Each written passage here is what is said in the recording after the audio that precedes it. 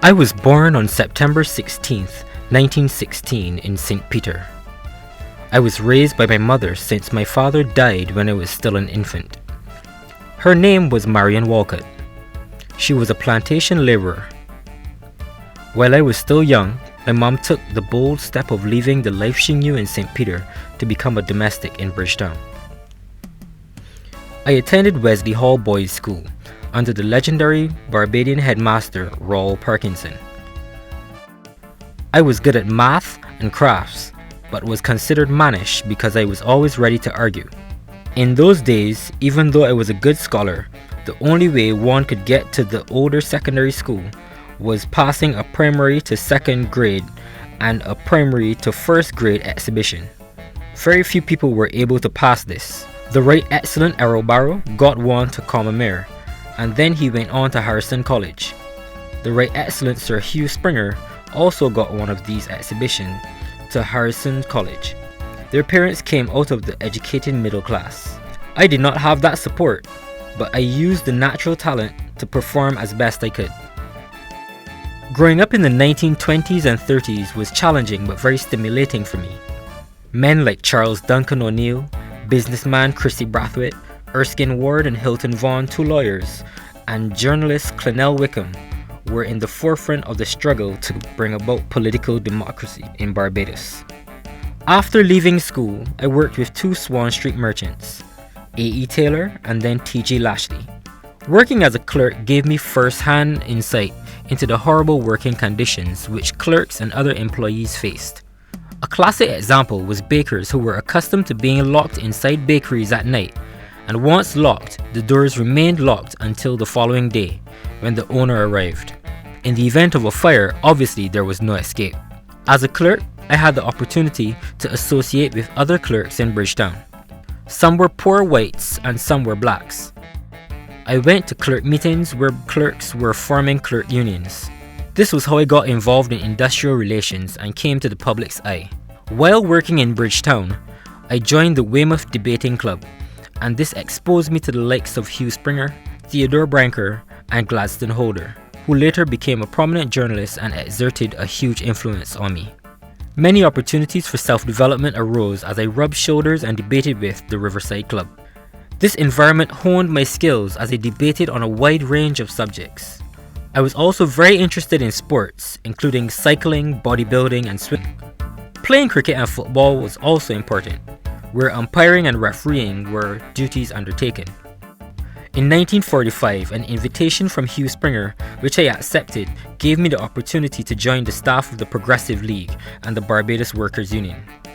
1 year later, I was confirmed as assistant to the General Secretary Hugh Springer, earning $16 a month. This was only 4 years after the Workers' Union was registered. Until then, the situation of workers was distinctly oppressive. Trade unions considered illegal and were deemed under law to be unlawful combination or conspiracy to raise the rate of wages. Persons found guilty could be sent to prison for up to 2 years with hard labor. My duties were grievances handling, negotiations, and general administrative responsibilities.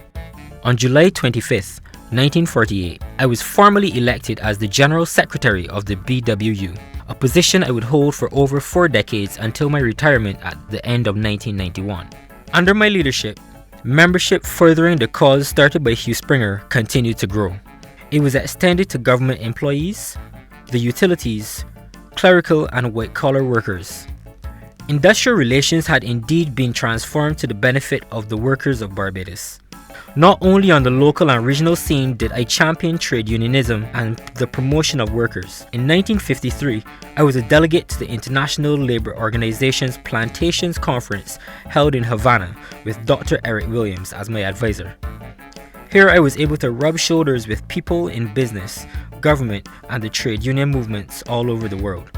That same year, I was elected to the executive board of the International Confederation of Free Trade Unions and became vice president in 1969.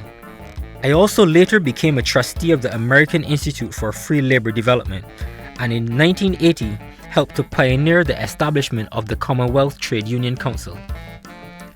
I was made an officer of the Most Excellent Order of the British Empire, and many years later, in 1987, was conferred an honorary Doctor of Laws degree by the Cave Hill campus of the University of the West Indies. This was an accolade that pleased me since I was a committed supporter of UWI. Later that year, the government of Barbados approached me about awarding me the accolade of knighthood. I was initially hesitant as to whether a Labour leader and a committed reformer should accept an honour that originated in the colonial system. However, I was able to accept it because it was a Barbadian knighthood and had to be awarded by the Queen. Errol Barrow had established a special order of honours for Barbados, and I was persuaded to accept it on behalf of the Labour Union, regardless of my personal feelings.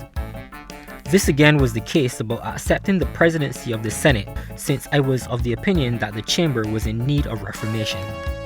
I was an ardent supporter of independence for Barbados. Even though I understood the dream of a federation, it was a difficult attainment. So when Errol Barrow and the Democratic Labour Party decided to go for full independence, I gave my full support and that of the Union.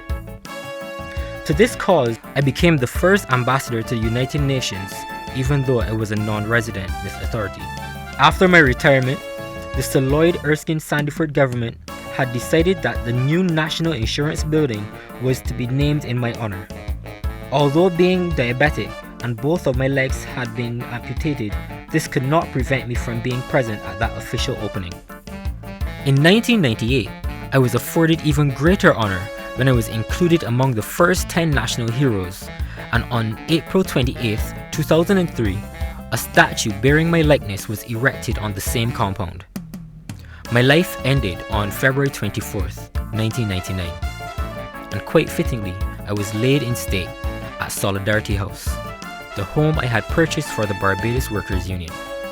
After this, I was interred at Westbury Cemetery, following a service held at the St. Michael's Cathedral on March 8, 1999. I would be remembered by this statement: the days of the boss system are over.